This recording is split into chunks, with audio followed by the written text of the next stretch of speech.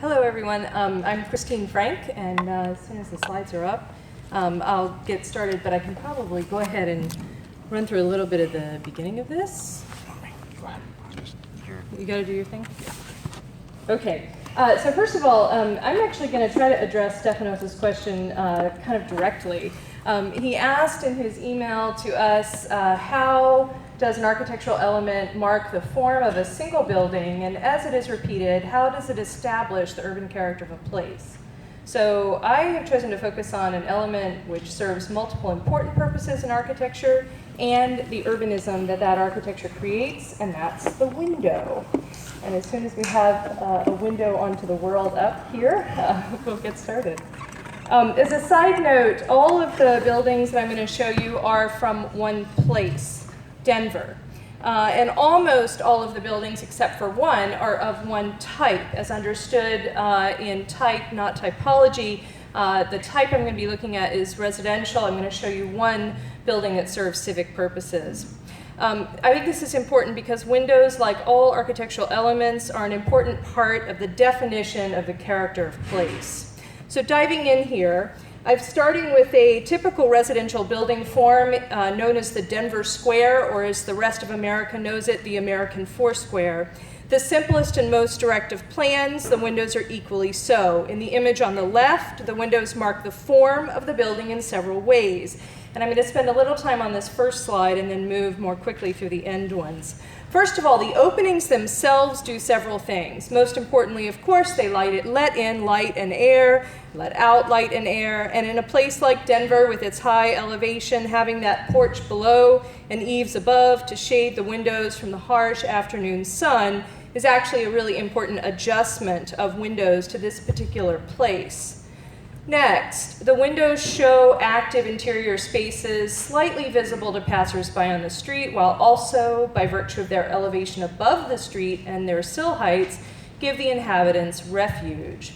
Windows both connect and separate, engage and divide, and as much as windows activate the public realm through light, activity, and the presence of other people, they also offer the building's inhabitants a safe vantage point for the private realm to observe the public realm. This is this give and take that windows facilitate in the subtle dance between the public and the private.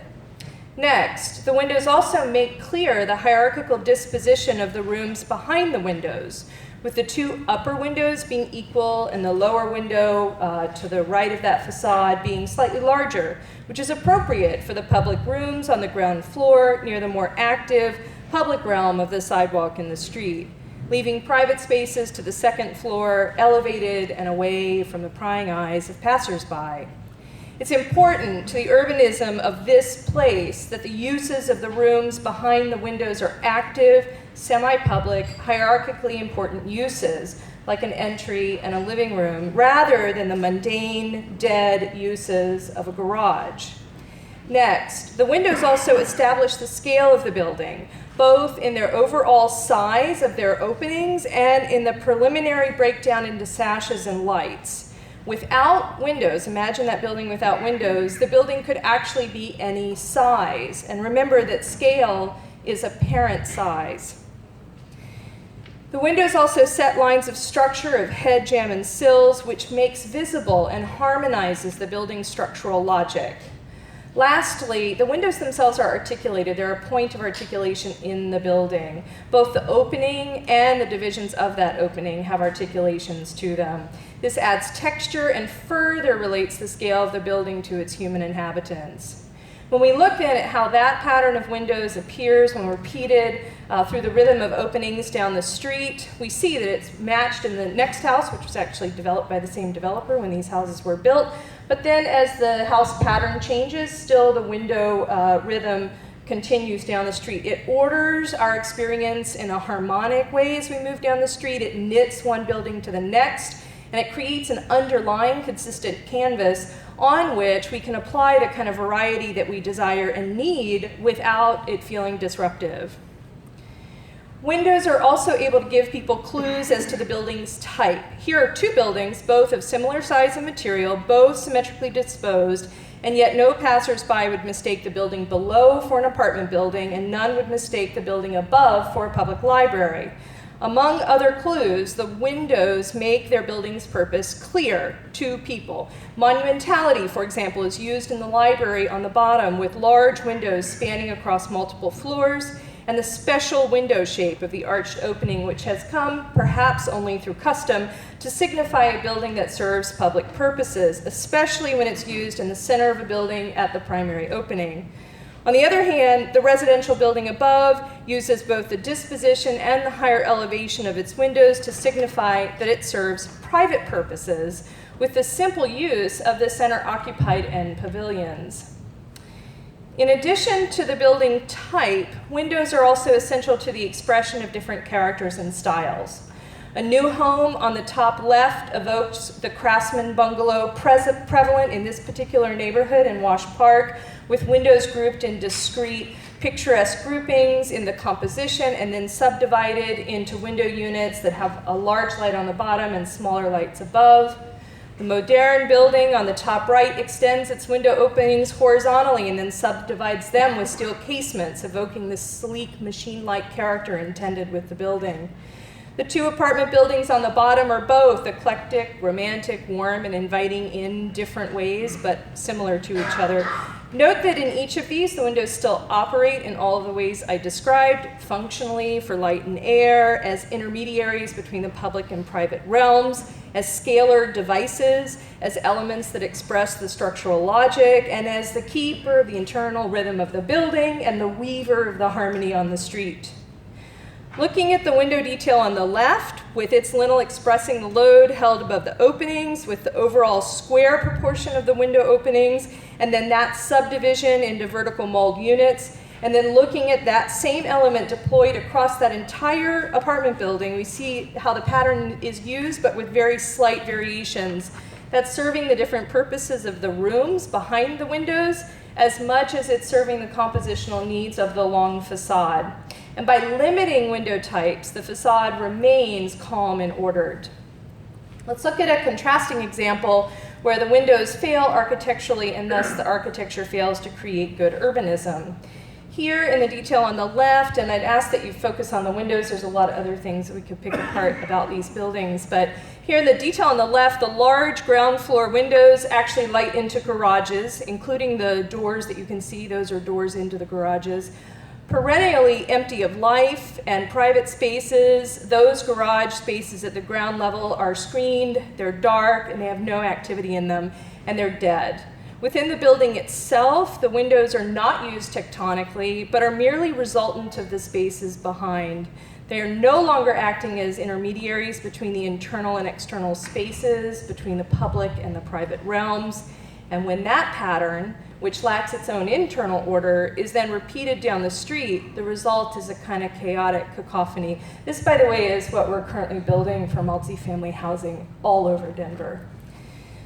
Looking here at another good example in Denver of how windows can help unify buildings of different masses and styles. Even though the apartment building is larger and the windows are all vertically oriented, that is similar to the individual single-family houses beyond. So the windows themselves set a kind of beat of opening that continues, not in a dull repeat, but at regularly changing intervals. Some spaces are wider, some are less so, some sill heights are higher, some are lower, but the generally consistent size, orientation, and disposition of the windows make these two different buildings hold together on the street. Here, on the other hand, buildings of a similar size and style, maybe, read as their own distinct, unrelated objects, in part because there is no regular rhythm of the openings. Notice also how the lack of any subdivisions of the window openings changes the reading of the size of the buildings. These are big, bulky buildings built out to maximize the developable envelope of the site. Window design is one of the ways that we can bring larger buildings down to a human scale, but these don't achieve that. Additionally, the lack of any articulation on the windows is a missed opportunity to give the finer grained texture through shadow and pattern that we seek in buildings. The funny thing is these were sold for their view of the mountains, and a 12-story apartment building is about to go across the street from these. I should point out, too, that in thinking of windows and place, the westward-facing facade of these houses is the last place that you want big, giant windows if you live in Denver. Now, a more direct comparison of the way windows help or hurt the urbanism of a place. And this has a lot to do with the disposition of the rooms on the interior. The bungalow on the left has its important public rooms on the ground floor. The house on the right has its garage on the ground floor. No public face is given by the house on the right to the public realm. The garage doors are actually on the right side of the building. The garage man doors are on the left side of the building. Everyone drives in the garage and immediately goes upstairs. It's a weird inversion of a suburban type in the city. It completely kills the street. Notice too how the windows on the right have no common order. That's not to say they don't have a logic. The logic is just the resultant of the interior spaces. But it's as if the architect of that building never considered the public realm and the facade at all during the design process. The bungalow on the right instead takes pride in the bedroom window located off the porch. I want to show an example of how the placement of the garage, a dead zone on the ground floor along the front line, kills not only the house, but the entire street. And you can see that in a single instance and a repeated instance. In closing, windows are part of the architect's arsenal to design buildings that make their purpose clear to others, that establish and reinforce the character and style of a building, that help navigate the public and private world, that activate and order our streets, and that create the character of any given place. And there's a lot to learn from examples like these, both good and bad. And finally, to answer Stefanos' final question, what responsibility does architecture have to leverage itself into the urbanism of a particular place? This might be a controversial answer, but there is no urbanism without architecture, and not all architectures create equally good urbanism.